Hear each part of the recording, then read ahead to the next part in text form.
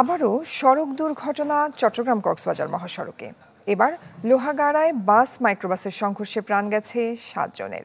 সকালে জাঙ্গালিয়ায় এই দুর্ঘটনা ঘটে। পুলিশ জানায় কক্সবাজারমুখী বাসের সাথে বিপরীত দিক থেকে আসা মাইক্রোবাসের সংঘর্ষ হয়। এতে ঘটনাস্থলে মারা যান 7 জন। আহত 5 জনকে উদ্ধার করে ভর্তি করা হয় স্থানীয় হাসপাতালে। এর আগে গত সোমবার একই স্থানে দুটি বাসের সংঘর্ষে প্রাণ হারান 5 জন। আরও গতকাল 2 মাইক্রোবাসের মুখোমুখি সংঘর্ষে আহত হয়েছেন 8 জন।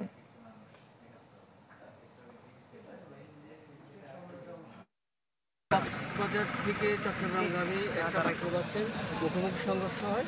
এই সংঘর্ষে 7 জন এখনও পর্যন্ত নিহত হওয়ার সংবাদ আমাদের কাছে আছে, আর আহত আছে 3 জন। ওদেরকে হসপিটালাইজ করা হয়েছে, গুরুতর অবস্থায় আছে।